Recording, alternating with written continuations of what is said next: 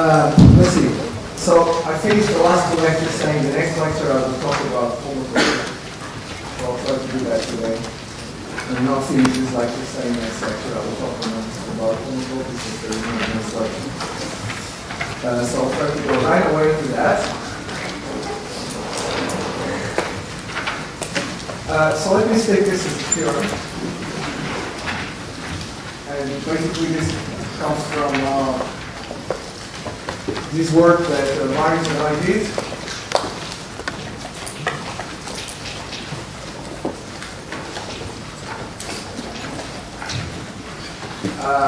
So we start with the Poisson manifolds.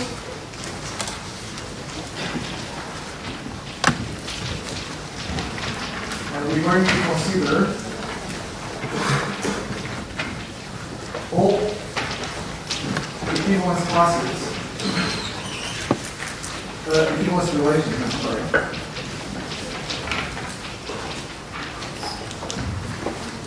And that satisfies two problems.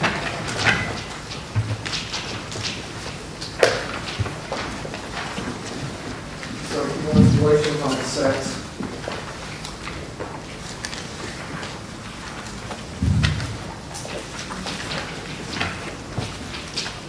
So this set, from now on, will denote the set of potential values.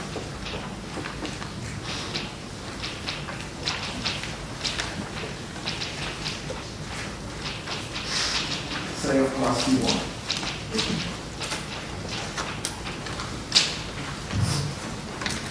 Okay, so we're going to consider all equivalence relations on contained paths that satisfy two properties that we would like to have. So the first one is that parallel transports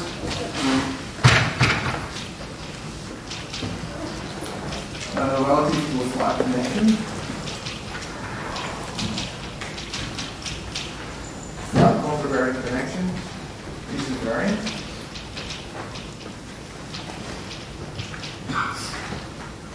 And the second one is integration is invariant. Integration along Poisson vector fields.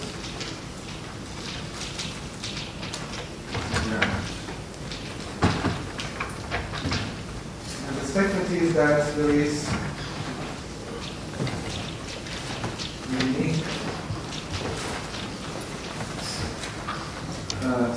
strongest equivalence relation that does this.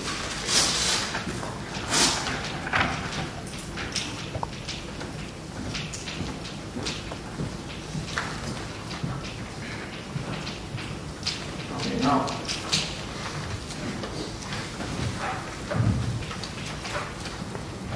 to be honest, we didn't prove this. I'd like this to be true, but so these connections, for this to be actually true, you have to take, let's say, nonlinear connections. And I'm not going to say what that is.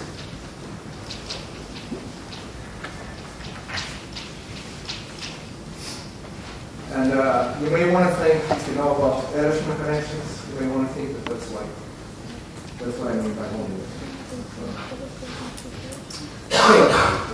So why am I stating this way? Because now I'm going to give you the specific formula for this equivalence relation, and you are going to look at it and you are going to say, that doesn't tell me much.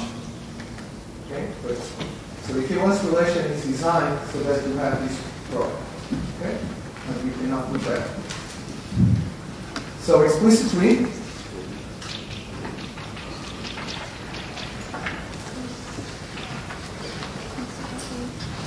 if I have two paths, A1 would be equivalent to A0 would be equivalent to A1, if and only if there exists a homotopy in the classical sense. So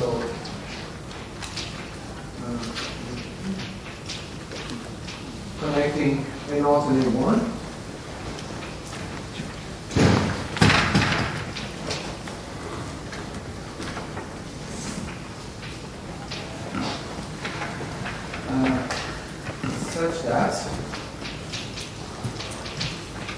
the unique solution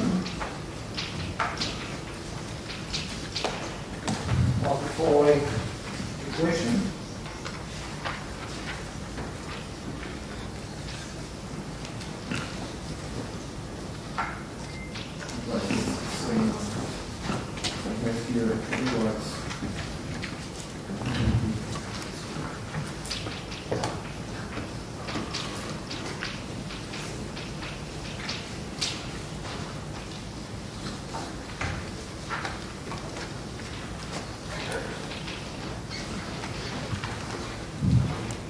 So the unique solution of this equation satisfies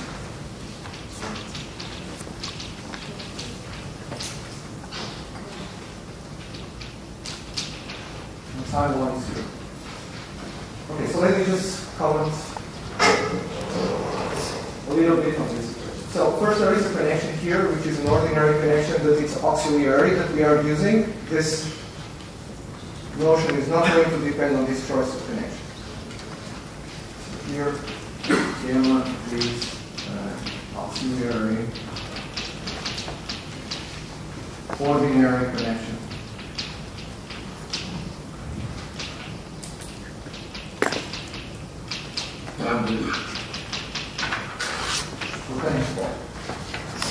So it has more torsion and less volume. Okay, so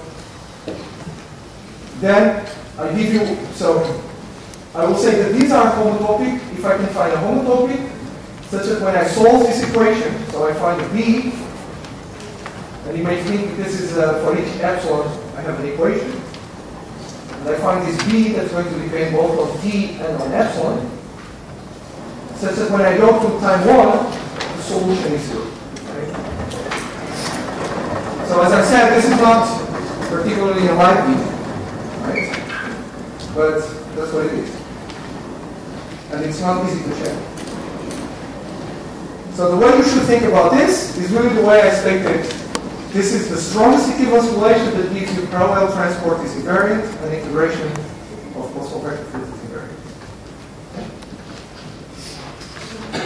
And the rest is a working definition that you have to compute things. Okay.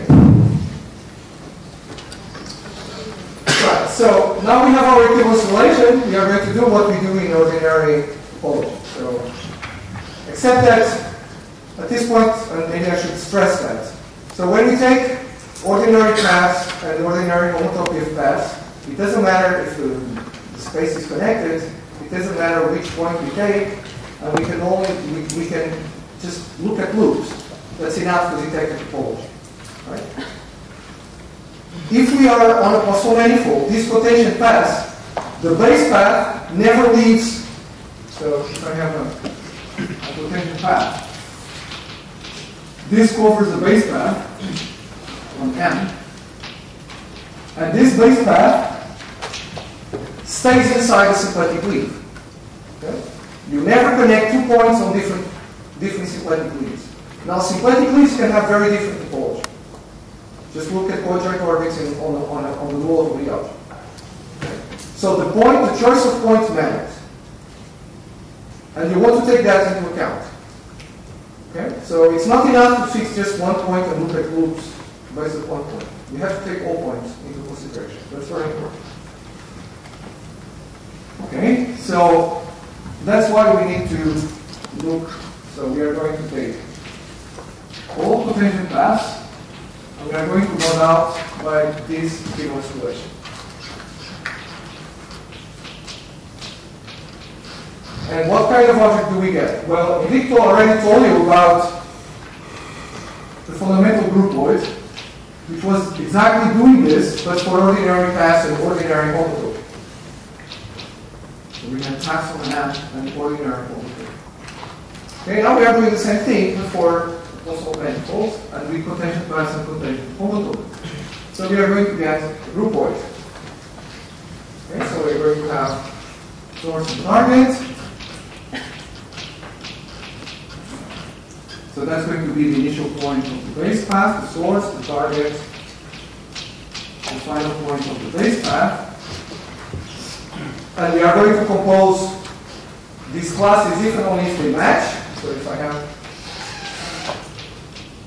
here A1 and here A2, I'm going to compose if the source of one is the target of the other. Okay, now I would like to say what is the composition. So there, it was concatenation of paths. So here there should be something similar, right? So there should be a product.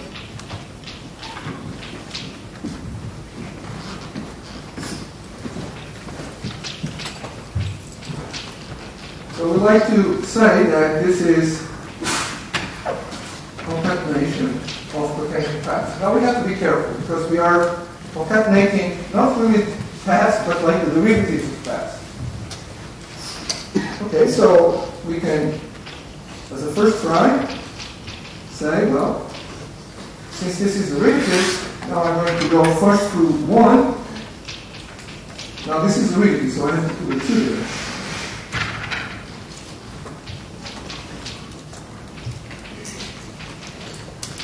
And now I get to the next one.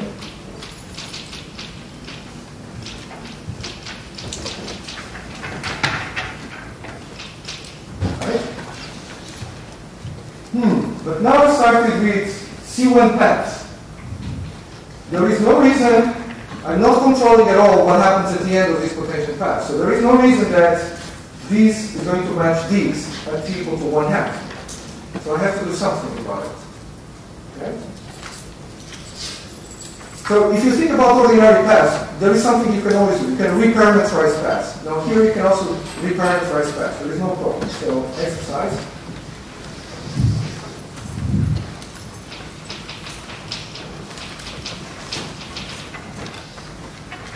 So let's reparameterize the interval by some function tau.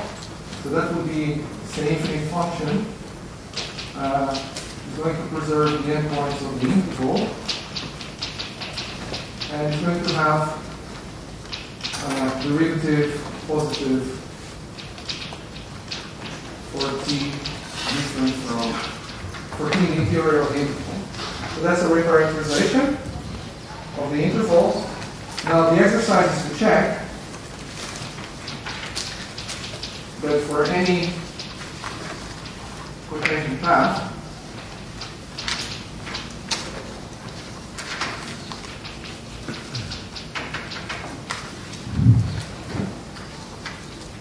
the path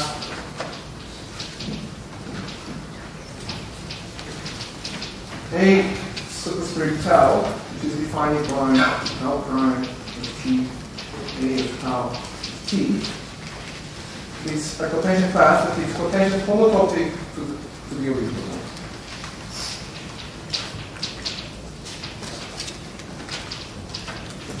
And can use that definition. This is the way I gave you the check. There is a hint in the notes of the construct the homotopic.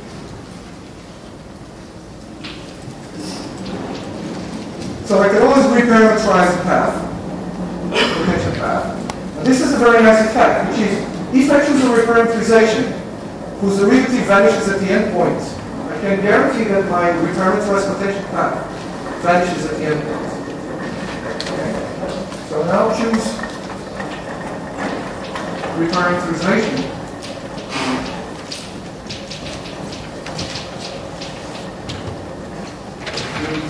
Tau prime 0, tau prime 1 equal to 0. So I can always find a representative in my potential homotopy class whose derivative, or potential derivative if you want, at the endpoints vanish. And now there is no more problem in okay? So in fact here, I don't do this straight away like this. I first reparameterize by the tau like that, and then I concatenate in this way. And I'm okay. Right? Excuse me. What's the meaning of 2 times? One of these vector space or something like that? So I have to guarantee. So remember that these quotation homotopies, they satisfy this condition that if I take pi sharp of A of t, they are equal to ddt of the projection of A of t. Okay? So if I start with a path and I change the time. So if I start with an A that satisfies this equation and I change the time, say by multiplying by 2, as I'm doing here, this will not satisfy that condition anymore. But this will. Okay? Just like here. This will not be a potential path. This is a potential path. Okay? Sorry, why? We're really like defining a path by giving its derivative. This is not the potential because it's potential. Yes. Why does it match up to that path? Because they're just There's going to be 0. So when I do this, right? I'm going to have here now these towels. And these towels, I've chosen a towel which has this problem. So the A towel will be 0 at the end point. Okay? And this is, I mean, you can do this with ordinary paths. If I have an ordinary path, I can always reparameterize the path so that the derivative at the end point is event. Okay? Okay, so that's a very technical thing, but I think I should have said this so that you really believe this thing is well defined. So now we have a group point in the sense that we're leaning forward. Okay, so, oh, and this group point comes with the topology, because I can put in the space of potential paths, I can put the C1 topology. Okay, so the C1 topology means I control uniform convergence of the potential path and of its derivative. Okay? So that induces a quotient topology here, so this thing comes with the topology. Right? You may play the game that, okay, instead of taking C1 paths, I take C2 paths. This is not going to make a difference. It's going to give you always the same thing.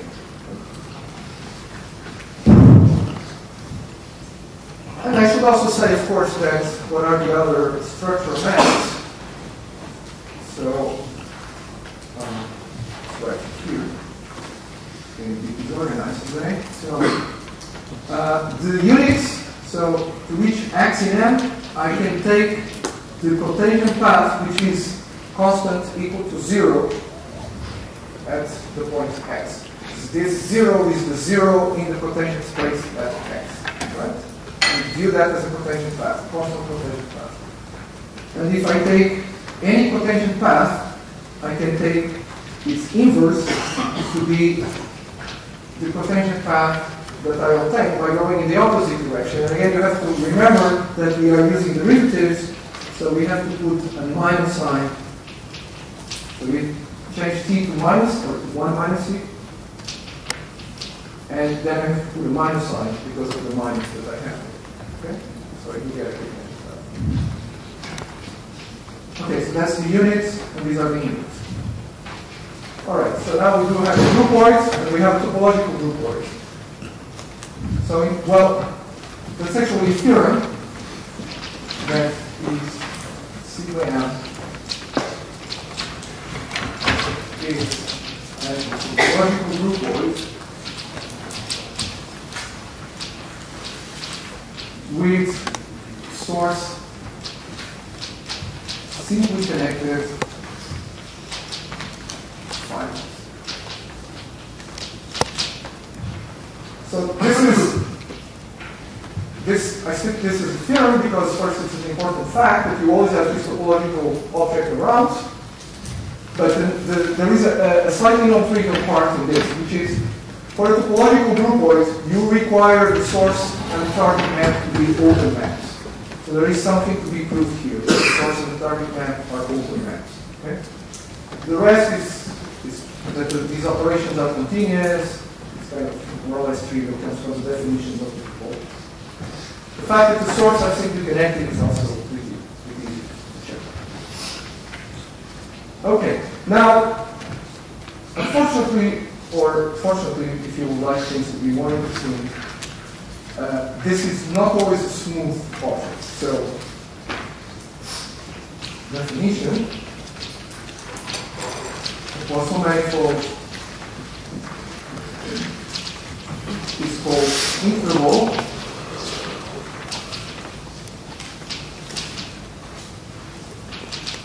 If sigma m has a smooth fraction compatible with the fold.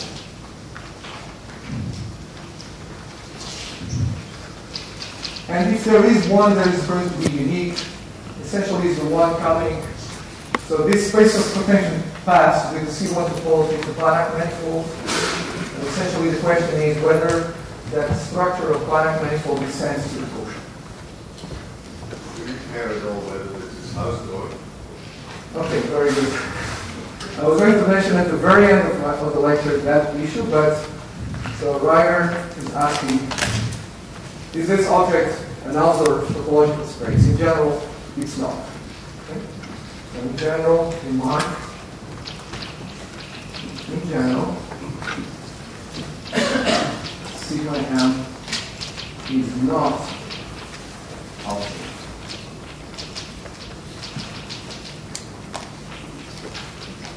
So that's a fact of life that we have to live with in this business, but I think Nick also didn't mention anything about that. It's under the rug. But even things that are quite simple, they maybe don't know. So maybe the simplest such thing, such equation, is take R3 minus the origin, foliated by horizontal lines.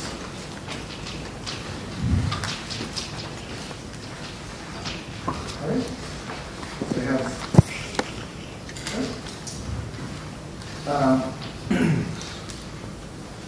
check that. So this can be given as an exercise. Check that.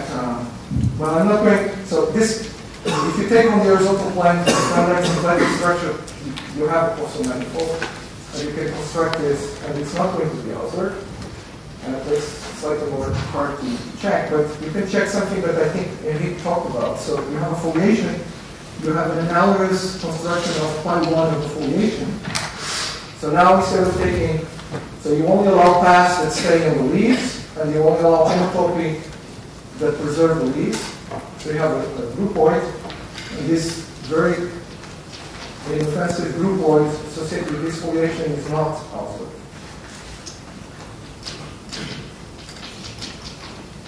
So this thing may not be Hausdorff. All right.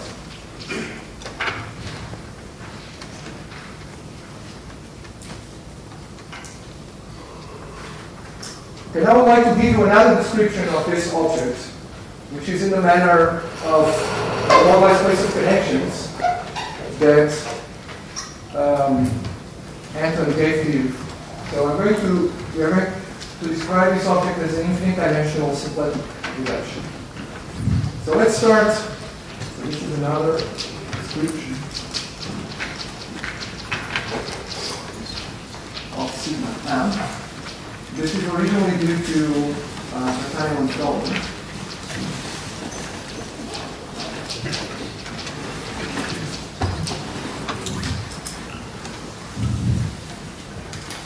Okay, so let's start now taking the potential bubble of M, and I'm going to take now all paths in the potential bubble. So these are all paths. There is not a subscript pi like for the potential path. Okay?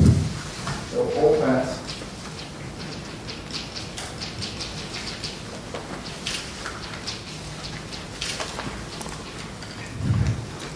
So this is pretty much the star of Kina, and as you know, potential bundle of manifold always has a symplectic form. So this thing has a symplectic form. So let's see why.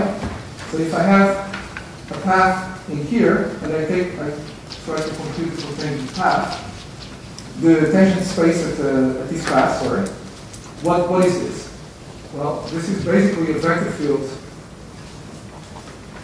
along A. So this is something which has gamma T. Let's see.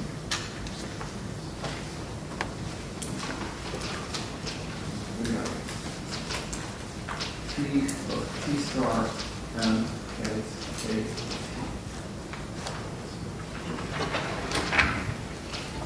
Okay.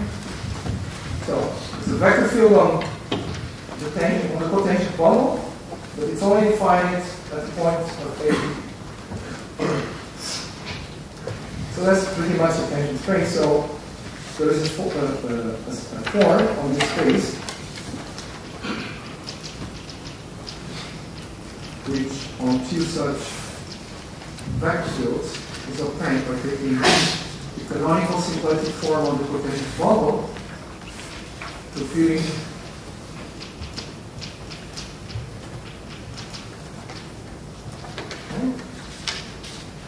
and integrating from 0 to 1. So this gives us symplectic form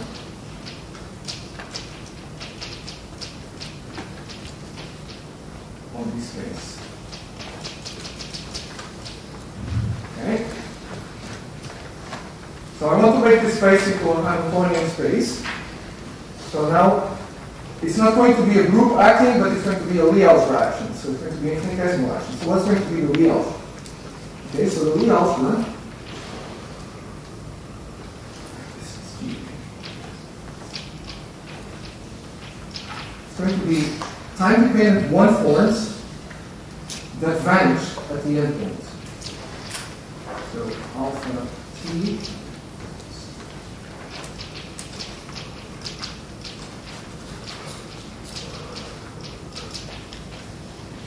time-dependent one-form that vanishes at t equals 0 and t equals 1. And this comes with the brackets, which is like the pointwise. Remember, on the one forms we have a Lie bracket. Okay? So on the time-dependent one form, we can simply declare a bracket by doing it pointwise in time.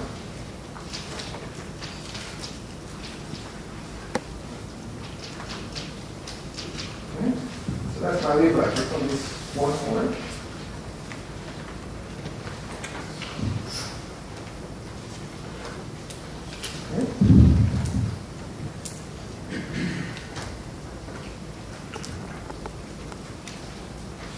Check that I'm using a different notation here from my notes, so let's just do P0. Since I can think of that as a path in the alpha. Okay? So, theorem is that this acts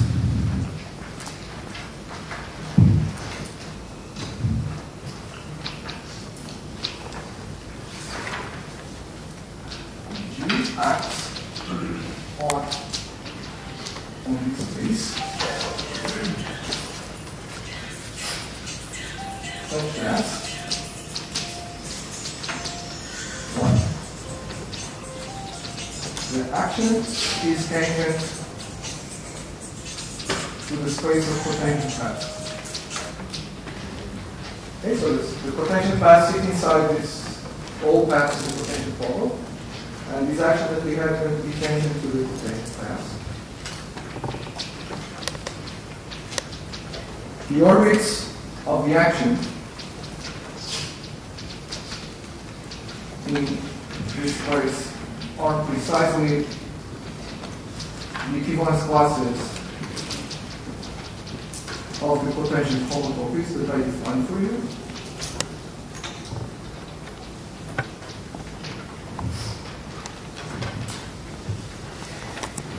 First, the orbits of the action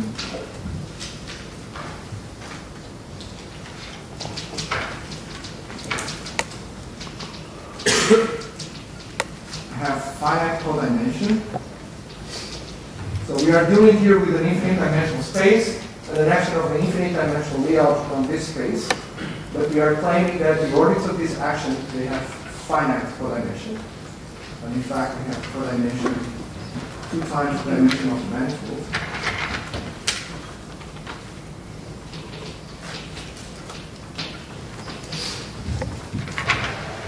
Okay, and finally, which you can also take as definition of the action is Hamiltonian.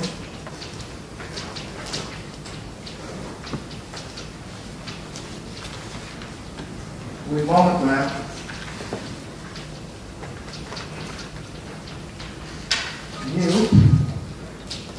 going to be a map from our space, our symplectic manifold, to the dual of the wheel.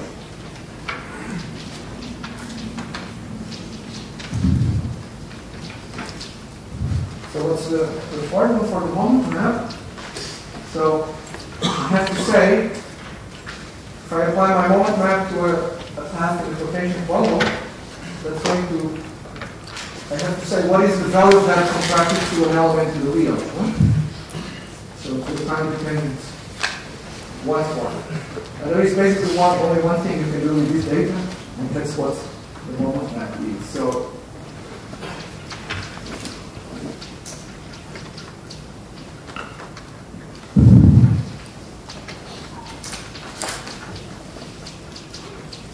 you'll recognize here the thing that has to vanish to get a potential path. So this is a potential vector. So I can contract this with the form T. And then, I don't know if I should write this as T equation. And then we need there we go. Okay, so that's the moment map.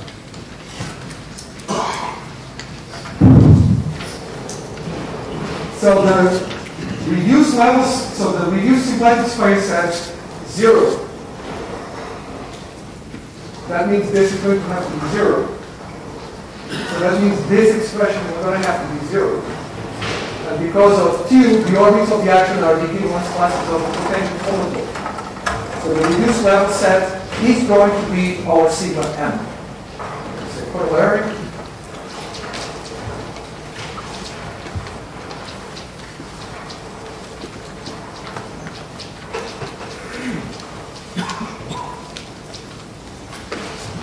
Okay. And so normally this thing carries a symplectic structure. The only problem is that, as I told you, this thing may not be smooth. Normally, at least, carries and symplectic form. And in fact, if it is smooth,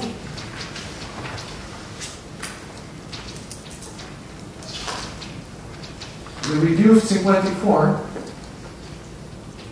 is multiplicative in the sense that it will be defined. So you get a symplectic groupoid integrating your Poisson. One question. So you're divided by the action of this Lie algebra, right? So it never integrates to some group action, or sometimes, or This is. I mean, if you want to make that precise, then I have to deal with what to call, because we are dealing with an infinite dimensional Lie algebra of paths. So morally, of course there is no guarantee, but sometimes you may be able to get it. But not always, for sure. No. No way. Okay. Very good. So at this point, what have we done? We have associated a canonical object to any symplectic manifold, to any Poisson manifold, I'm sorry. A symplectic object, morally, which, when it's smooth, it does give you the canonical integration, the one with source simply connected fibers for this Poisson manifold. So doable things at this point that you can check, and this is a bunch of exercises. So you can check that, so this exercise 4 and 5. So in the case of the symplectic manifold,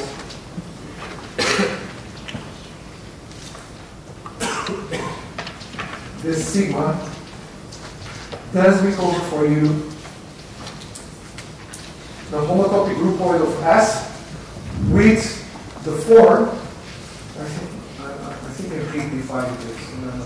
So the form is the pullback in all these columns and signs. With the form which is obtained by pulling back the form from S by the source and target map. We said it.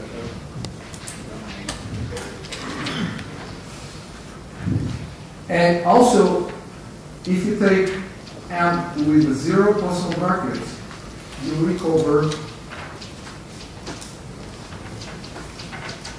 the potential bundle of M with its canonical symplectic form.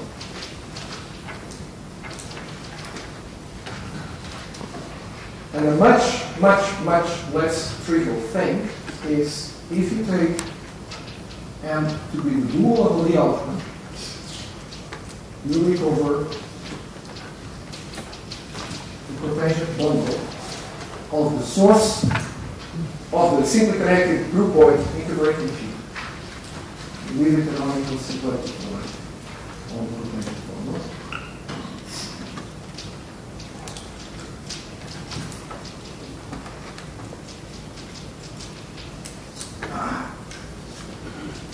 So semantic, but it's not very interesting.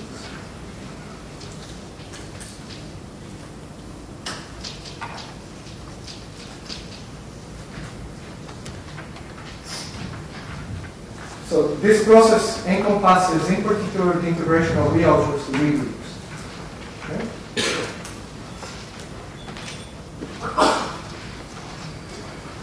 Okay. Yeah. Just one more question. So the moment story of Fernandes, is it the one coming from this Poisson Signal wall, yes. signal Yeah. wall? That's, So there is an action principle also kind of imposing right. the data. And then you also, you hope it makes sense, the action principle. It's not a problem. All right. Okay, so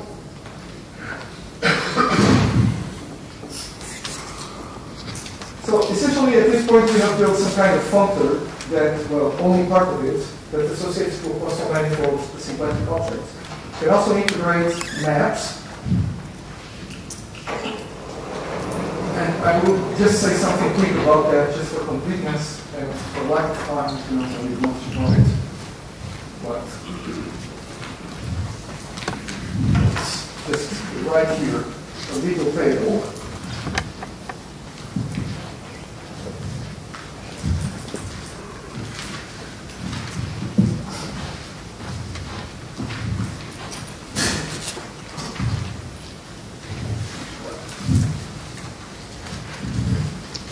So we have here also manifolds. So this is the infinitesimal size. This is the global size. And we, given a Poisson manifold, we associated this sigma. And really, as follows from what Enrique said, really what you have done is you have looked at the potential bundle, which had these brackets on one point, and we have, in some sense, integrated this infinite dimensional Lie algebra. Okay? Except that it's not just any Lie algebra, it's a Lie algebra. We have integrated this to a groupoid. But there is more to this than just that in this story. Because this does come from some geometric object, and this does have this extra structure of this symplectic form. Okay? And that's very important in this story. So,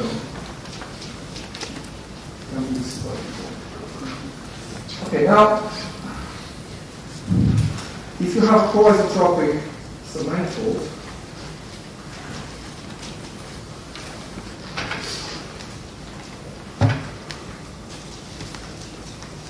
then here, this will correspond to a Lagrangian subgroup.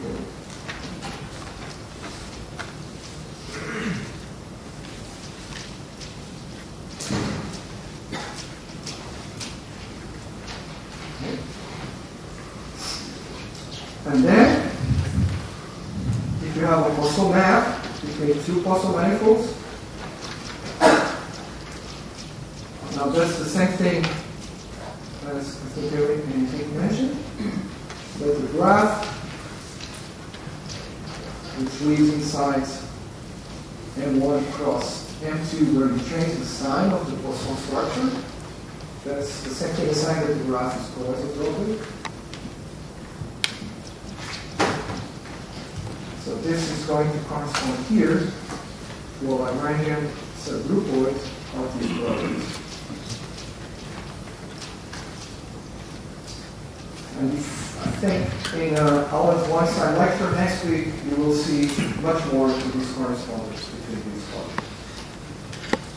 Okay, so there is some kind of dictionary underlying this, and in fact this goes further, so you can have coisotropic relations, integrating Lagrangian relations, and so on. But anyway.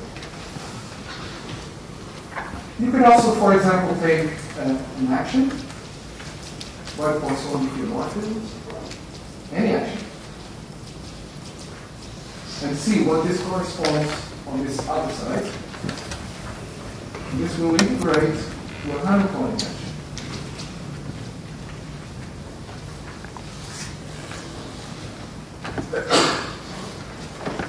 And it's going to be an action by symplectic groupoid operator.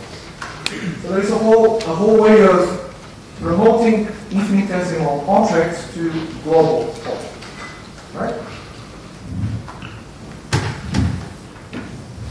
Now I want to make a very important point, which is, suppose you are studying actions of Lie groups or actions of Lie algebras, and you want to understand global properties of this. So say, how is the topology of the ordinals? So if you stay on the infinitesimal side, on Lie algebra actions, there is very little chance you're going to be able to say anything about it. Okay? And there is no general theorem, general results about this. On the other hand, if you go global, if you have, say, a compact Lie group acting on a manifold, then there is a whole theory behind it. Right? There's a whole theory about proper actions. So the same thing in Poisson geometry. If you want to understand global properties of Poisson manifolds, it's not enough to start with a Poisson bracket. That's like an infinitesimal object. You don't want to do that. You want to have an integrating object. Alright? So one possibility is to use the canonical integration, this one, the one which is source simply connected. But that's not the only possibility. You may have, because this one may be, for example, not compact, if you want. You may want to choose another object, which also another symplectic groupoid that integrates and which is not the source simply connected one. Okay?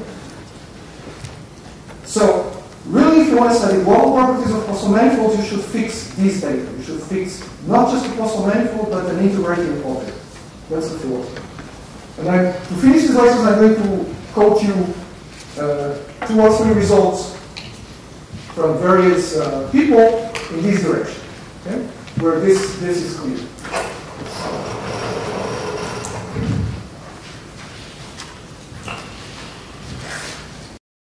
So, if you want, that's the message I'm trying to give in this set of lectures, is that global Poisson geometry is something not just about Poisson structures, but Poisson structures with an extra structure, like fixing a specific integration, symplectic integration.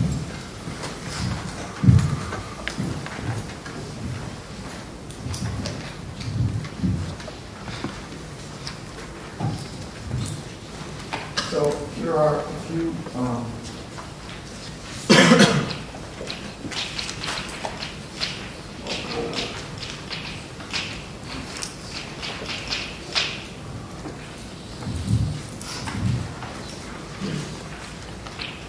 okay, so the first one is about the following question.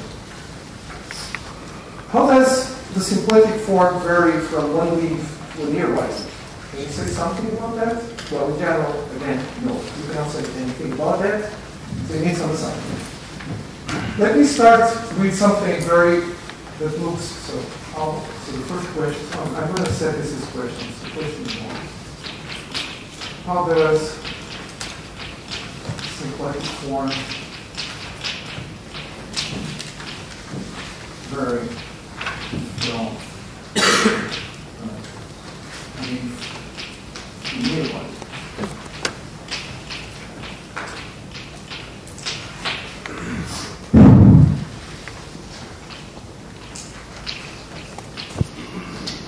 Question 2. And actually, maybe the order of these questions is not the best one, because question 2 is the following. Suppose I work a bit, I found that the topology of some symplectic leaf is, I know what it is. How does this topology of nearby symplectic leaves look like? Is it the same? Is it different? Okay, so how does, so maybe I should have, before this one I should have discussed that, because you cannot compare symplectic forms of things that have different topology. How does the topology of the symplectic leaf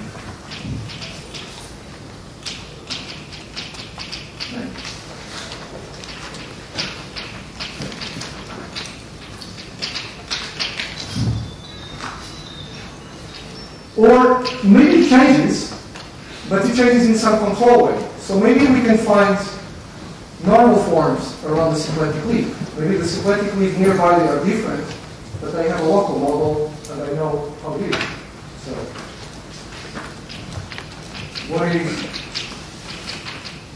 if n?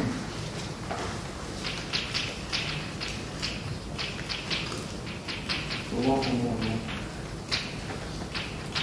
Maybe I shouldn't say what is actually. Does there exist? Maybe it's more a more honest question. Is there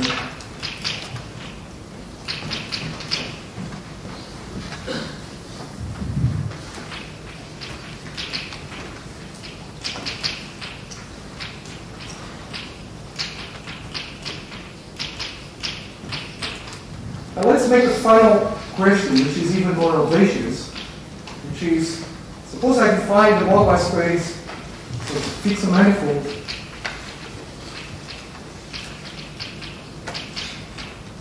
how does the moduli space of Poisson brackets or Poisson tensors, so by that I mean Poisson tensors with an appropriate topology model Poisson diffeomorphism. How does that look like?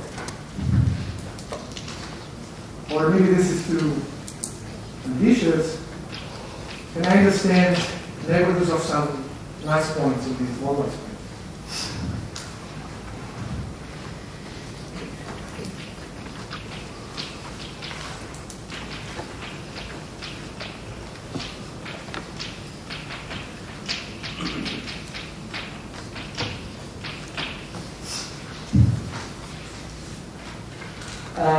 So I will not say anything about question 4. Next week there is going to be a lecture in the conference by David Martinez, where he's going to talk about Poisson, what's called Poisson manifolds of compact type.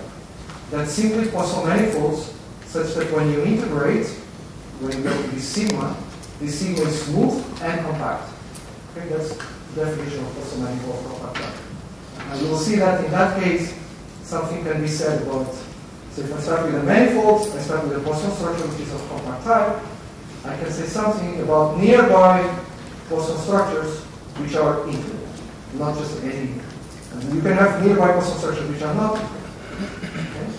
So come to, for this, see lecture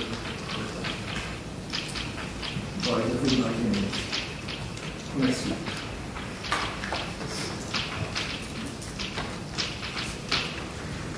But the Q concept is Poisson manifold of compact type.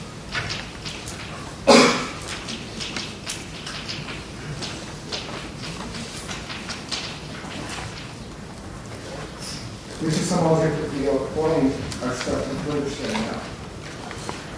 Okay, let me say something about maybe question 1.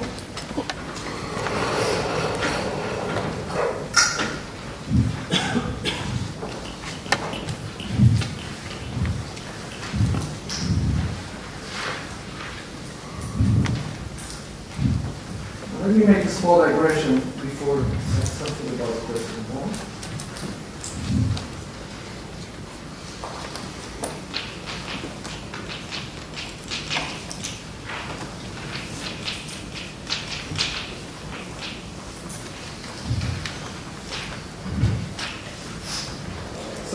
the question one is about what's called integral of fine structure. So, or fine structure, if you want. So, a manifold. An integral of fine structure.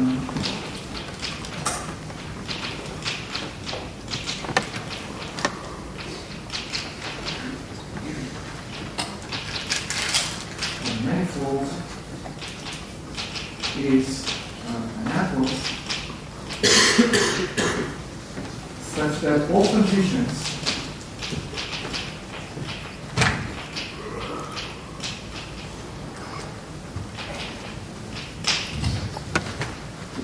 functions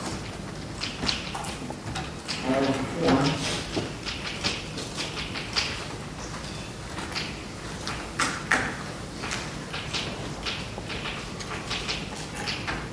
form for integral, you require this A to be in G element.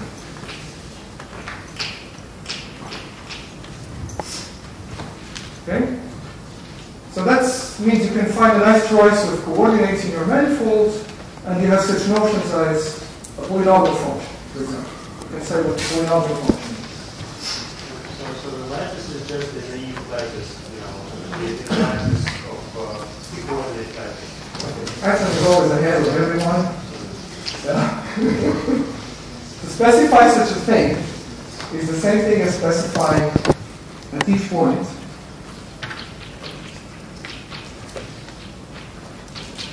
to specify inside the quotation bundle of N a full rank lattice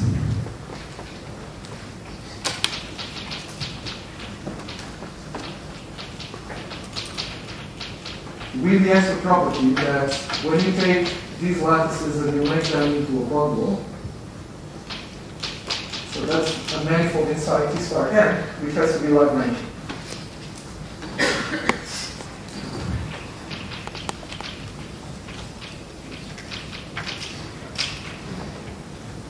Okay, so the symplectic form, canonical symplectic form of T star N pulled back to this will vanish.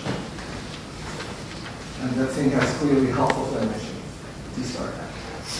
Okay, now this is the same thing as saying, in our language, that T star N modulo the lattice.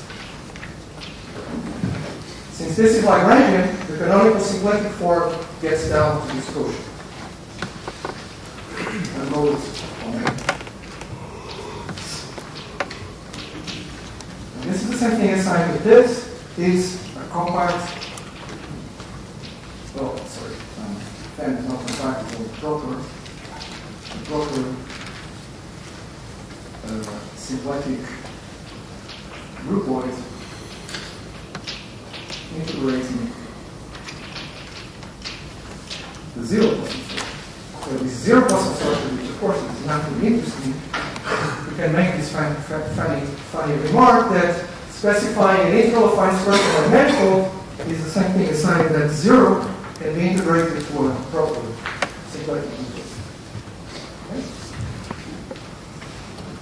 Okay, so that's the end of the digression. Now I want to state one thing.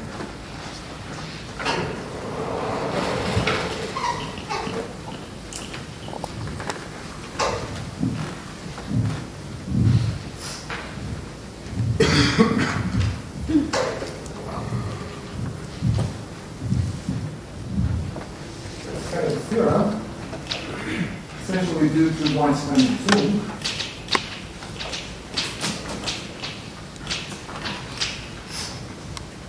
And essentially says the following thing.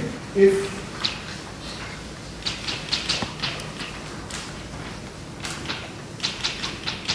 you have a proper symplectic groupoid,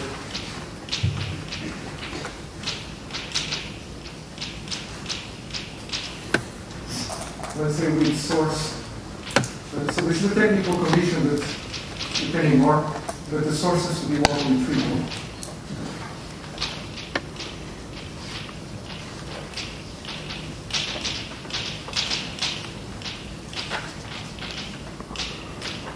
If I have a proper symplectic groupoid, then the leaf space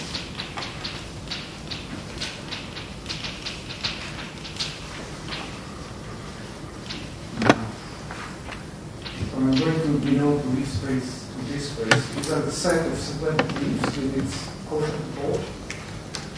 Is actually absolute and carries an integral affine structure.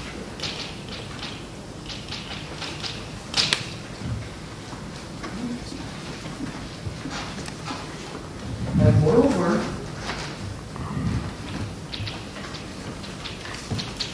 the variation of the symplectic form on the leaves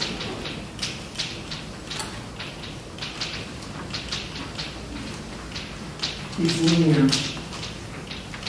relative to these structures.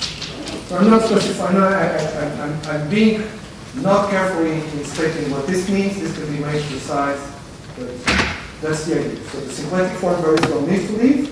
On the leaf space, you have some kind of affine structure, and the symplectic form varies linearly. So you have to look at the homology of the symplectic form, you have to look at the bundle of the homologies of the fibers, and see what relative to this integral affine structure.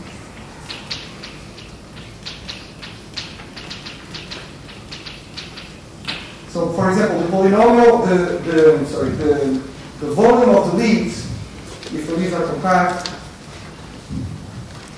the volume of the leaves will be a polynomial function on the leaf space, which is relative to these integral functions. Okay, so this is an example of an answer to question 1, where clearly this philosophy that you have to assume something about the integration of your manifold to say something about the forms out there. And this doesn't have to be the canonical integration, okay? Some integration.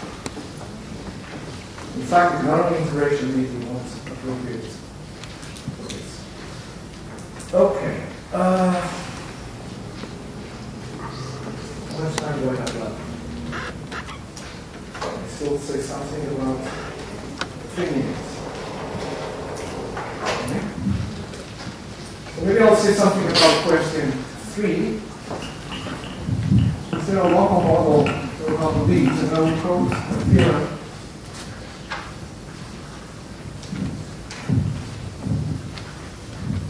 of Kranich and Marcus, where this philosophy again appears.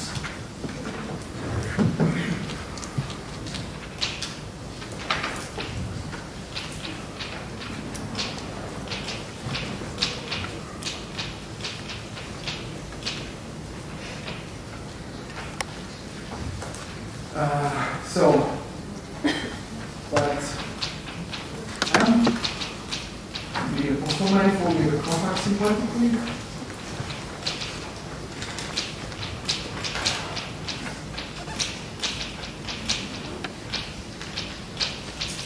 And assume that the S fiber for some point X in this leaf. So this is the S fiber in the canonical integration. So that the S fiber is compact, well, it's smooth,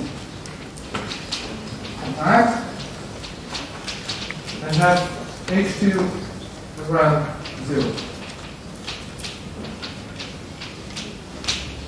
Okay, so again, you see this philosophy of putting some assumptions on these object integrating the Poisson manifold. That the result is that you have a local motion, that you can linearize the Poisson structure around the loop.